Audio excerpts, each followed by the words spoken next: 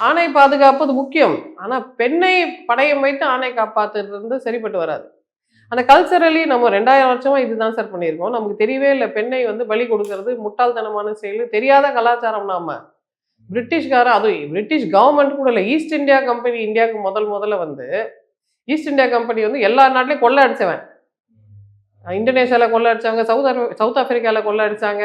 எல்லா நாட்டையும் கொள்ளடிச்சு அவங்க சுயநல விரும்பிகள் அவங்க. ஆனா இந்தியாவுக்கு வந்து அப்பேற்பட்ட சுயநலவாதியால கூட தாங்க முடியாத விஷயம் என்னன்னா, நீங்க பெண்களை எரிப்பீங்களா? எவ்வளவு கொடூரமான செயல் செய்றீங்க? பெண்ணை எப்படி எரிக்கலாம்? உயிரோட இருக்கிற பொண்ண கொண்டு போய் நெருப்புல போட்டுறீங்களே! நீங்க எவ்வளவு பெரிய பாவிகள்ன்னு சொல்லி, முதல் சட்டமே அவங்க அத தான் கொண்டாடுறாங்க. நீ சதி பண்ணக்கூடாதுன்னு சட்டம் கொண்டாடுறாங்க. அப்ப நம்ம ஊர்ல இந்த சோ கால்டு சனாதனவாதிகள்லாம் என்ன சொல்றாங்க? எங்க மதத்துல நீ தலையிடாத. நீ வெளியிலேருந்து வந்த மிலேச்சன், நீ கிறிஸ்துவன்.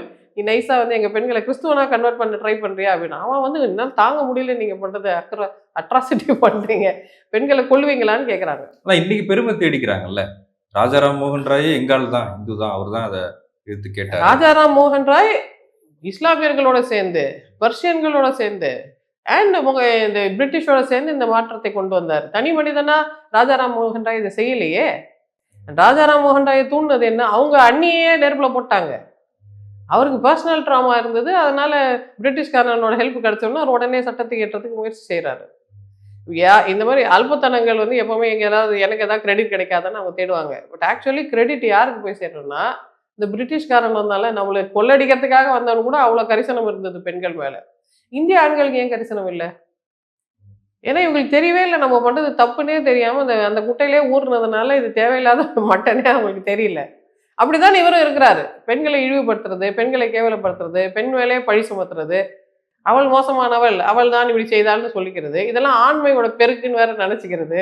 இதெல்லாம் ரொம்ப டாக்ஸிக்கா இருக்கு. இல்ல அப்புறம் இன்னொன்னு கேட்கிறாருல்ல, என்ன கேள்வி கேட்கறதுக்கு யோக்கியம் யார் இருக்காங்க? யார் யோக்கியன்? யோகியன் இல்லாம இருக்கலாம். யோகிய பெண்கள் இருக்கிறாங்கல்ல.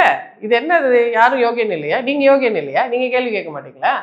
அவங்க என்ன மாதிரி தான் மோசமானவன் எல்லாம் இருப்பான்னு இவர் நினைச்சுக்கிட்டாருன்னா, அது அவரோட நோய். அவர் அப்படிதான் யோசிப்பாரு. அப்படி நோயுற்ற மனிதரை ஏன் நீங்க கட்சி தலைவரா வச்சிருக்கிறீங்க? பப்ளிக்ல ஏன் கொண்டாந்து எங்களுக்கு டிஸ்ப்ளே பண்றீங்க? சார் சைக்கியாட்ரியில சூடோலோகியா ஃபென்டாஸ்டிகான்னு ஒரு வேர்டு இருக்கு. அதாவது பொய் பொய்யா பேசுறது. ஃபென்டாஸ்டிக்கா பொய் சொல்லிக்கிட்டே இருக்குது. வாயை தொறந்தா பொய் அப்படியே அள்ளி விட்டுறது. இவர் அதுக்கு முன் உதாரணம். எந்த டெக்ஸ்ட் புக்லும் இல்லாத உதாரணம் இவரு. இவருக்கு இந்த மாதிரி ஒரு பிரச்சனை இருக்கு. இவரை நம்பக்கூடாதுன்னு சொன்னா, நம்மளெல்லாம் கொதறுவாங்க. உங்க தலைவர் சரியில்ல, கொஞ்சம் செக் பண்ணிக்கோங்கன்னு சொன்னா, அதை செக் பண்ற மனப்பான்மை, அந்த ஓப்பன் மைண்டட்னஸ் கூட அவங்களுக்கு இல்ல.